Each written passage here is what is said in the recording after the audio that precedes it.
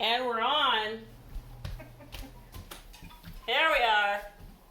Hey everybody, JC with FMR Therapy coming back at you.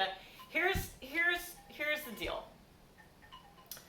It's kind of hard to get in the camera frame here. That's the first deal. The second deal is we discovered, Chyna and I, everybody, this is the lovely Chyna Wilson, thank you. And we discovered that, you know what, neck tucks are different for everyone when we were having Chyna do her neck tuck. So we came up with a much better version for those of you that have a very forward rounded shoulder or maybe a very forward head and it's just super tight in the backside of your neck. Your neck tucks are going to be more effective if you're making sure that your shoulders aren't coming forward. So if you could do me a favor and show me a bad neck tuck where your shoulders just come forward when you do your tuck. See that forward action of her shoulders? Where that's where she usually lives, and so that's what her shoulders want to do when she does this exercise. So we figured out a cheat, right? Let's go ahead and go arms wide. So Chyna's just going to put her arms out, and now she's going to double chin herself, super sexy, and barely lift her head off of the floor. She's going to take a deep breath, count to 3 at her head, and then rest. With her arms out in this shape, those shoulders are not as prone to come forward. Here's another arm shape she can do. She could go up into a Y position, so slightly overhead position here. Might get a little more difficult.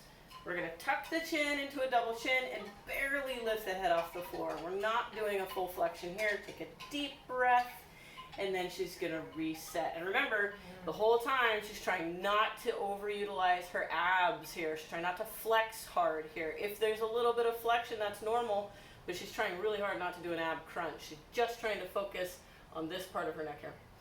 Now, last but not least, overhead position. And you guys, the way I want you to orient your arm in this overhead position is that your thumb is touching the floor. So if those elbows are winging out and the palms are up, this isn't going to be as effective as if the elbows are trying to head upward towards the ceiling, thumb toward the floor, and a straight elbow. Straighten that elbow out as best you can. From here, without a big ab exercise, we're going to double chin. We're going to lift that head barely off the floor, and we're going to breathe. She promises me she's breathing. And then we rest. At least one set of 10 every single day. Start building up to sets of 20 and then start working towards being able to do 30 of these.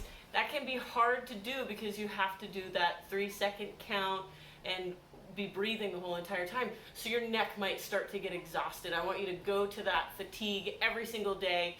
Get on it, you guys. This is an excellent version for your neck tucks. My model has a question. Okay, so if you lift your arms forward, you're pulling your shoulders up, and I can feel that. So I'm trying to drop it down. Am I trying to drop down my shoulders as they're overhead so that I can do it? Or do I just relax them and they're still coming up? I like the shoulder drop down for this. And she's talking about the back side of her shoulders, the shoulder blade. Just go ahead and keep it nice and pulled down if you can tell that there's a difference between those two things. Okay. Thank you, ma'am. Appreciate all your hard work. We'll see you next time, you guys. It's hard. It's hard. Ooh.